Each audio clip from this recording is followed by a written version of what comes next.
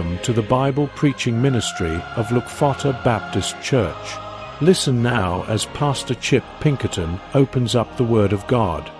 And so that probably makes for a good tie-in this evening into our lesson here in Psalm 62, because I promise you, there is a family today, there is a mom, and there are some children whose lives have been hit with a storm they never imagined. And you know, a ship at sea, its anchor, and the strength of that anchor is oftentimes determined by the power of the storm. And in the same manner, the true object of our trust as believers, it's not manifested in the easy times. Really our trust towards God is manifested when the gales of life blow upon our small vessel. We find David was in such a storm. Psalm 62, it's generally believed by theologians and those that delve into biblical history they believe Psalm 62 was penned during Absalom's rebellion, perhaps even shortly after David has fled from the city of Jerusalem. David found himself in very bleak circumstances. He was being deposed from the throne, that seemingly, to all outside appearance, that he was on his way to defeat and even death. And yet even in a season of tears and of fears, David, he looked to God and determined that he would only trust Him. He trusted God though he was being pursued by his son. He trusted God even though he had recently been cursed by Shimei. He trusted God even though the memory of past failures still haunted him. He refused to allow every attack he was facing dictate his faith. And so under the inspiration of God in a great stormy season of life, he picks up his pen, and before a single thing in his life has changed, before a single circumstance has calmed down, he pens Psalm 62, which is a psalm expressing trust towards God. And so we want to look at David this evening and see why his situations, they didn't shake him and neither did they break him. And we'll see why. There's about 4 movements through this psalm I want to draw your attention to tonight. We're going to look, first of all, at David's confession of trust. He began this psalm by stating his trust before he ever begins to deal with some of the realities that he faces. We see David's comforting in trust. How as he was trusting God, again, before anything around him changed, that God was ministering comfort to his heart. David, we're going to look at his counsels of trust. Again, nothing has changed. All of this is happening in the same moment of time, and yet as God begins to minister to his heart, David begins to have a desire to minister to other people and to be a help unto them.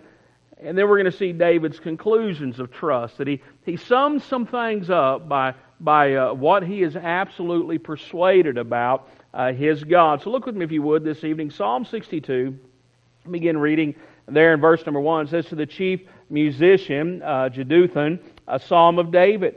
He says, truly my soul waiteth upon God, from Him cometh my salvation. He only is my rock and my salvation. He is my defense. I shall not be greatly moved. How long will ye imagine mischief against a man? Ye shall be slain, all of you. As a bowing wall shall ye be, and as a tottering fence. They only consult to cast him down from his excellency. They delight in lies. They bless with their mouth, but they curse inwardly. Selah. My soul, wait thou only upon God, for my expectation is from Him. He only is my rock and my salvation. He is my defense. I shall not be moved. In God is my salvation and my glory. The rock of my strength and my refuge is in God. Trust in Him at all times, ye people. Pour out your heart before Him. God is a refuge for us. Selah. Surely men of low degree are vanity, and men of high degree are a lie. To be laid in the balance, they are altogether lighter than vanity. Trust not in oppression, and become not vain in robbery. If riches increase, set not your heart upon them. God has spoken once. Twice have I heard this, that power belongeth unto God. Also unto Thee, O Lord, belongeth mercy, for Thou renderest to every man according to his work. And so let's consider the fact that David's desire was to only trust in his God. You see in verses 1 and 2, David begins this psalm with his confession of trust. He starts out by saying, "Truly my soul waiteth upon God. From Him cometh my salvation. He only is my rock and my salvation. He is my defense. I shall not be greatly moved." That he began his ordeal with his enemies by trusting in God. That trust was the starting point of David's heart and spirit, and trust continued to be his main objective as he was writing this psalm, and as he's going now through a great time of affliction in his life. His desire was that he might trust God in every season and every situation. Not just to trust God on the mountains of life, but now in the deepest and darkest valleys of life, facing a situation that no man would want to face, to have your life hanging in the balance and being pursued. But to make matters worse, his life was hanging in balance and he was being pursued by none other than his own child. That's who was seeking after David's life. And so, no doubt that things are just are blowing upon his soul. The winds of chaos have begun to move across his life, and yet he is determined, "Lord, I'm going to trust You regardless of what comes." And so he trusted, first of all, in God's defense. There in verse number 1, he states that the only place that he's looking is unto God. He says, "Truly my soul waiteth upon God. From Him cometh my salvation. He only is my rock and my salvation. He is my defense. I shall not be greatly moved." And that as his throne and his people and his very life were hanging in the balance, David makes a wise decision, that he cast himself intentionally upon God and God alone. He begins verse number 1 by saying, I'm just going to wait on God. He said, "Truly my soul waiteth upon God." That he knew that what he was facing was beyond his ability to make any kind of a change. Yes, David was a great military leader, but you know what? His army was completely outnumbered. Yes, David was a wise leader, but he's now the king of a kingdom that's in travail, and he's been ousted from the throne. So there was nothing he could do to change his situation. That what he was going through was far beyond his ability to control, far beyond his capacity to make any type of difference. That truly he found himself in the midst of chaos and confusion, and in that chaos and confusion, instead of blaming God for the situation, he looks with a trusting eye to God in the situation. And he doesn't try to solve his problems himself. He makes a decision. "Lord, I'm just going to stop and wait upon You." He said, "Truly my soul waiteth upon God." It's an amazing thing. David understood this. Instead of trying to get in a hurry to figure out how I can fix what's wrong, he said, perhaps I ought to let God have His say in this thing. David understood this, that sometimes when we get in a hurry because life has gotten off kilter, our little ship is rocking upon the sea, so to speak, that often we get rushed to make a change. And often what we do is we make rash decisions. And rash decisions tend to be wrong decisions. And so David said, "You know what? I'm able to see that no matter what I do, that really I can't change anything. So Lord, I'm going to determine to wait upon You in this situation." Now, God grant me the faith to be able to do something like that, because if I try to picture myself in David's position, basically running for my life, in my mind, I'm just being honest, I'd be trying to figure out everything I could do to save my own neck and to change things. And yet David saw beyond that. He says, "No, there's nothing in my power. And so, Lord, the only course of action, the only wise decision is to wait upon You. God, let You come to my defense." And so we see something about David as he's trusting God's defense. He was determined that he wasn't going to allow the circumstance of his life to dictate the confidence of his heart and of his spirit. Again, I said it's easy to trust God when everything is good. But how about when everything's gone haywire? How about when you're hurting and you don't know where to turn, don't know what to do, have no answers to give? Will you stop and trust God during that season? Will you be like David and determine, you know what? God is my only rock. I've trusted Him before. I'm sure that He will not fail me now. He said He is my defense. I shall not be greatly moved. So David trusted in God's defense and trusted in God's deliverance. He believed that God would truly deliver him from the enemy's devices and the enemy's deceits. Note, if you would, in verse 3 and 4 that as David is writing out this psalm, it's as though he turns to address those that are pursuing after him. He says, beginning in verse 3, "How long will you imagine mischief against a man? Ye shall be slain, all of you. As a bowing wall shall you be, and as a tottering fence. They only consult to cast down from His excellency. They delight in lies. They bless with their mouth, but they curse inwardly." Selah. David understood that Absalom and his co-conspirators had done nothing but imagine mischief against David. He was facing those that had plotted and had schemed to overthrow him, but David understood something. That as he had confidence and was exercising trust in God, holding on to the promises God had given him, he knew this, that ultimately those plans had to fail. He said there in verse number 3, he said, "Ye shall be slain, all of you. As a bowing wall shall ye be, and as a tottering fence." They saw David as the one that was weak and ready to just be knocked over. But David said, "Guys, no, you've got this thing backwards." He said, "I'm not the one being hunted down right now." He said, "Whether you realize it or not, it's God that's going to hunt you down. You're the ones that are going to be slain." They saw him as weak and ready to fall, but didn't realize that was the position they'd put themselves in, that they were going to face the judgment of God when God stood up to defend David, and they would be slain. That his enemies had only devised deceptions and deviousness, and David said, the very things you've been involved in, that's going to be your undoing. That's where your disaster is going to come from. And so what he does is, he stops and with an eye of faith, he considers his own confidence towards God versus the corruption that they exhibited. And so he comes to the conclusion, how could I not trust in God for my deliverance? I appreciate a man like David that could lift his eyes above the temporal and see what the real problem was.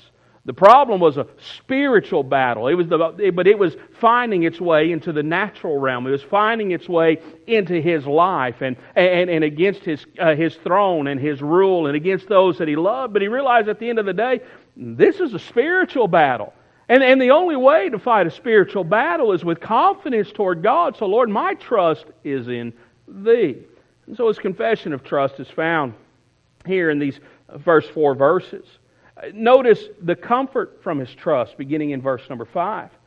He says, "My soul, wait thou only upon God, for my expectation is from Him. He only is my rock and my salvation. He is my defense. I shall not be moved. In God is my salvation and my glory. The rock of my strength and my refuge is in God."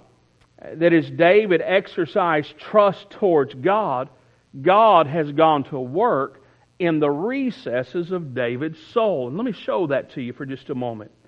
Notice how in verse number 5, how David, first of all, he was soothed in his anguish.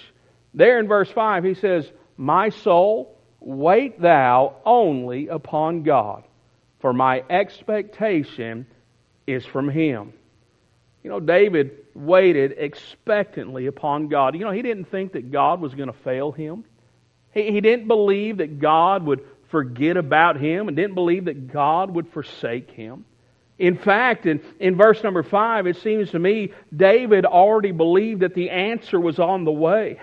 He knew that God would not turn His back upon His promises, that God does not forsake His own people. And so David said, my soul can be still and wait patiently upon God. He says there in verse number 5, for my expectation is from Him. It's as though David is saying, I really believe God is about to cast me a lifeline, as it were.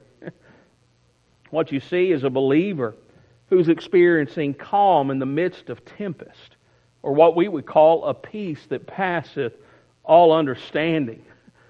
David wasn't just hoping God would deliver him. He was expecting God to deliver him. And so therefore, he was soothed. You know why? Because faith conquers fears. God has not given us the spirit of fear, but of power and of love and of a sound mind. The Word of God tells us, be careful for nothing, but in everything, with prayer and supplication, make your request to God. What a blessed thought that we can cast all our cares upon Him, for He careth for us. That we can read over in Hebrews chapter number 13 that I will never leave thee nor forsake thee. You realize all of those are promises of a God who cannot violate His Word? And so that, like David, that when we find the situation of life has been absolutely turned on its head, that we ought to be able to approach that with that same stillness of soul, that same calmness within, where God by His Spirit has quelled the raging waves of our soul, where God speaks peace into the heart of those that are facing untold circumstance. So David, by exercising his trust, he's receiving comfort from God. He's being soothed in his anguish in verse number 5. Then look in verse number 6. He's getting settled in his anxiety. He says in verse 6, He only is my rock and my salvation. He is my defense. I shall not be moved. That he was able to face overwhelming realities without being overthrown within his heart. You see, in verses 5 and 6, you'll notice something. It's very similar to verses 1 and 2. And that's because David is doing something. He's rehearsing the truth he has already believed and he has already confessed. In other words, he's driving this truth deeper into his heart and into his mind. One of the things that will help you and I, especially whenever we get hit suddenly and we get hit with something that just absolutely is devastating to us, is to drive the truth home. I mean, take those things about God that you know to be true and hammer it down into the soil of your soul. And that's exactly what David is doing. He's rehearsing truth. He started in verses 1 and 2 saying, Truly my soul waiteth upon God. From Him cometh my salvation. He said, He only is my rock and my salvation. He is my defense. I shall not be greatly moved. And then notice how he rehearses that in verses 5 and 6. My soul, wait thou only upon God, for my expectation is from Him. He only is my rock and my salvation. He is my defense. I shall not be moved. And so as he's rehearsing the truth, he's getting increasingly stabilized within his heart and his spirit. Notice how there's a difference between verse 2 and verse 6. In verse 2, as he's confessing his trust, he said, I shall not be greatly moved. But by the time you get down to verse number 6, that word greatly is gone. He just simply says, I shall not be moved. Now, I was reading a commentary by J. Vernon McGee, and as he was discussing this, he brought up an illustration of a story that was told of a Scottish woman that in a church service, she was able to stand up and give testimony. And she said this, she said, "My heart might tremble while I stand on the rock, but I'm glad that I may tremble on top of the rock does not tremble beneath me." And that's what David has come to the conclusion. Lord, you know what? I don't even have to fear being moved at all. You're not moved by what I'm facing through. You're the rock that is unchanging. What he had said in Psalm 61, you're the rock that is higher than I. He understood God's permanence. He understood that God was not shaken by what he was going through. And so if God is not shaken and my hope is stayed upon Him, why should I even be shaken? And His example teaches us something.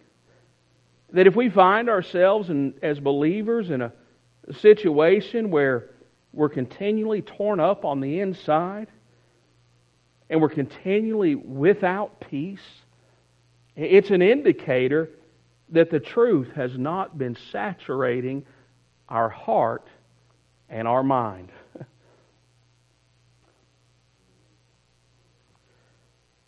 One of the worst things that we can ever do is to think that God's truth has failed just because life doesn't go our way. Now, I realize that's a whole lot easier to preach than it is to live. But let me just draw just a real-life illustration. Right now, there is a mother without a husband and children without a father.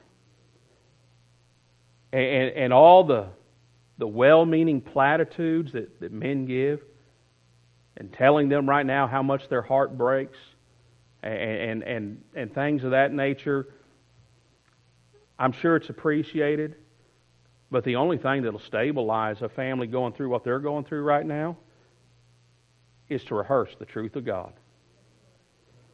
To remember, you know what? It didn't surprise God one bit. He knew all about it. We may not understand the purpose and we may not understand the plan, but that's not ours to have all figured out. God still reigns and rules sovereign over this world. And what seems like chaos unto us is perfectly known unto Him. That's hard truth, but it's truth that stabilizes the soul. And so, if you and I as believers, when things get rough, if we're continually tossed to and fro, it's a clear indicator we need to get truth in us. We need to remind ourselves about truth. We need to believe the truth. So David, he got settled in his anxiety and he was strengthened in his anticipation. He said there in verse 7, "And God is my salvation and my glory. The rock of my strength and my refuge is in God." You know, to the outside world, David appeared to be in a very weak condition. He was outnumbered. He was outgunned. It even seemed as though he was outsmarted because Ahithophel was sitting there giving counsel unto Absalom. And Ahithophel's counsel, it was viewed as the oracles of God. He was a very witty and wise individual. And boy, he hated David. And he knew what it would take to pursue after that king. So if you were an outside observer, you would say this: David has no hope and no chance. He's in a weak condition. And David said, you know what? To the world right now, I'm weak. He said, but I know this. I'm actually strong. He said, "In God is my salvation and my glory, the rock of my strength, and my refuge is in God." And David, as he took shelter in his Lord, he encouraged himself in all that he knew God had revealed Himself to be. And so he came to the conclusion, why in the world should I fear man when I'm trusting in God? He said, I've got no doubt that God is a God of deliverance and of defense. And trusted that when everything was said and done, that God would get the glory, that it would belong unto the one that cannot be moved. Folks might ask, well, how does God get glory in situations like today? I'll just be very honest. I don't know. But I do know this. He will get glory unto Himself. You see, God's got a plan and a program that's being worked out before our very eyes.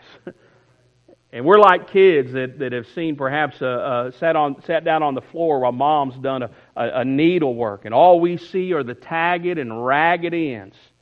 It's God who sees the finished picture. It's God who sees the design that He's working out. And so all I know is this: God will get to Him all the glory that is due His name.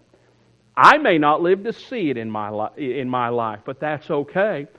One of these days I will appear before Him and I will praise Him for everything that I didn't understand right now. And so, David, he made his confession of trust. He received comfort and trust. And then notice how David, he begins to counsel from his trust in verses 8 through 10. David, he begins comforting others with the same comfort he's already received. Notice how he counsels, first of all, by means of exhorting there in verse number 8. He says, "Trust in Him at all times, ye people.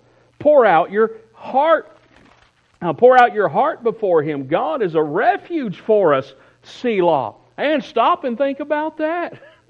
He said, God's more than a refuge for me. God is a refuge for us. He was looking out to the people of God that no doubt were worried that, we've sided with King David, we've taken our stance on the right, and we may all be going under. And David says, have no fear.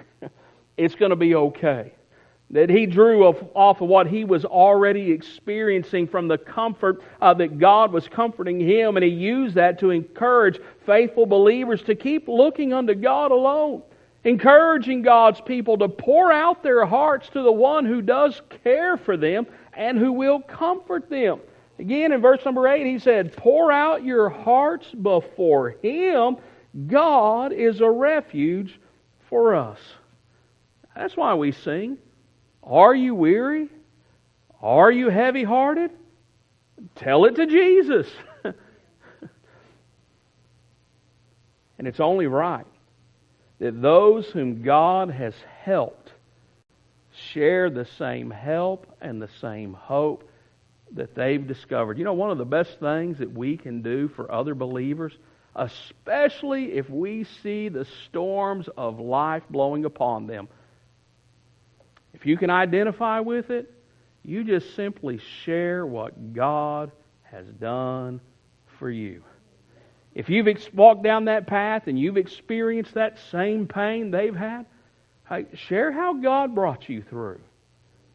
Share with them the fears that you faced and how God was faithful and brought you safely to the other side.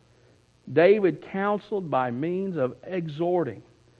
He also counsels by means of evaluating. In verse number 9, he helps folks to consider the type of men who become his adversaries and the end that they're going to come to.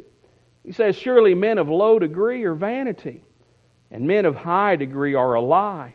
To be laid in the balance, they are altogether lighter than vanity." He said, look, some of the folks that are against me, he said they're base. They're men of low degree. He said, but they're altogether vanity. He said they're like a breath that once it's breathed out, it vanishes and it's gone. He said, now others seem to be men of reputation, men of high degree. He said, but their reputation's a lie. He said, they're not what they appear to be. He said, the reality is this, that in the balances of God, they are altogether wanting. In other words, David understood this truth.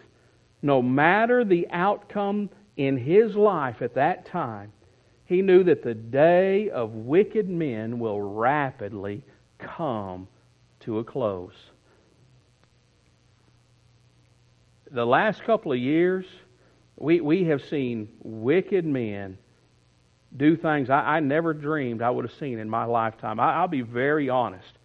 I really thought the last presidential assassination attempt would have happened before I was born with John Kennedy. And yet we saw, as Trump was a candidate, we saw not one but two attempts upon his life. We're seeing wicked men express unrestraint and wickedness, and I know this, I'm not expecting it to get better.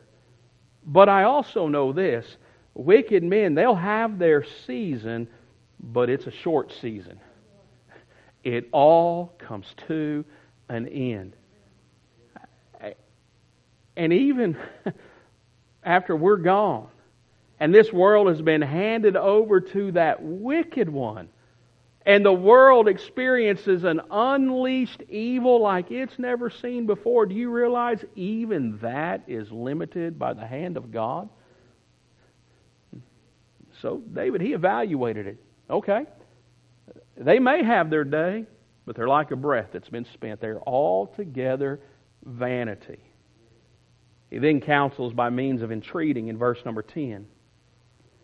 He says, trust not in oppression, and become not vain in robbery. If riches increase, set not your heart upon them. He tells his folks, look, y'all have a dedicated trust. Don't fall for the vanities that vain men are looking unto. He said, everything they're hoping for is soon to dissipate and disappear off the scene. He said, don't let that which is foolish and fleeting capture your hearts and minds. He said, look above the temporal and see the eternal. Don't set your heart on the here and now, because the here and now is going to finally fail.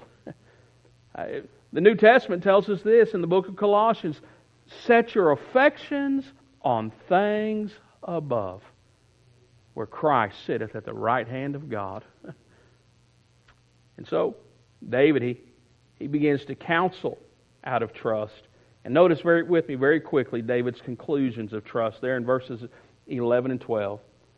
God has spoken once, twice have I heard this, that power belongeth unto God.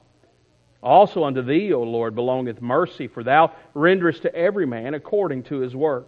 And David said it's inescapable. He said, I have come to this conclusion right here. Trusting God is always the right course of action. Notice David's conclusion concerning God's power. In verse number 11, he says, God has spoken once, twice have I heard this, that power belongeth unto God.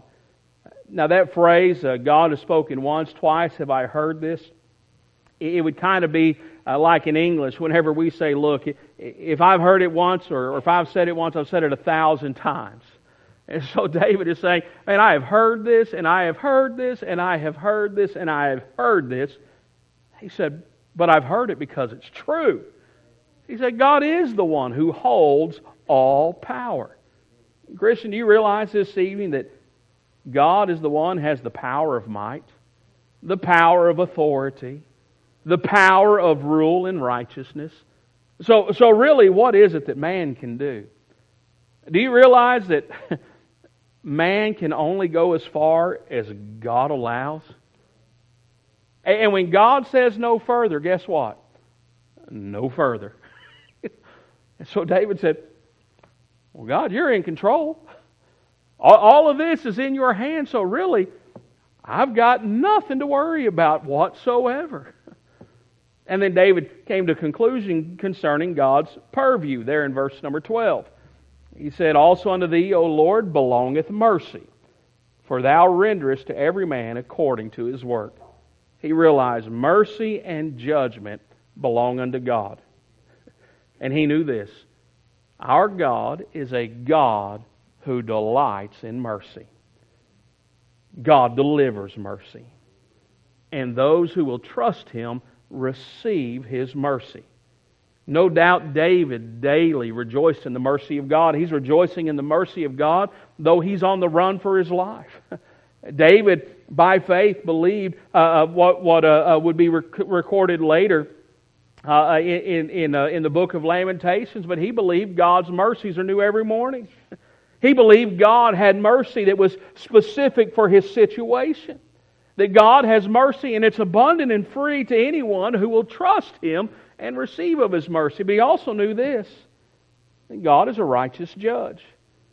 And those who refuse His mercy, the Bible says, for thou renderest to every man according to his works. That if man will not receive of God's mercy, they will be rewarded according to their works. And by the way, not every reward in Scripture is a good reward. And this is definitely not a reward that man wants, to be rewarded according to our works. And David said, I'm going to receive the mercies of God. they're going to receive the reward of their works. He says, I'll just trust Him. Rebellion swirled around him. And yet David, he steadied his heart by trusting in God. He understood, God, you're not shaken because of my situation. And so, as a believer, the best thing that David could do was simply trust God through the midst of his trial. So, Christian, let me ask you something. Like David, when your world is turned upside down, will you only trust Him? Set your confidence on Him. Because I promise you, He'll be as faithful to you as He was to David. Stand this evening. We'll be dismissing a word of prayer. Thank you for listening to the preaching ministries of the Lukfata Baptist Church. For more information, visit our website at lukfatabc.com.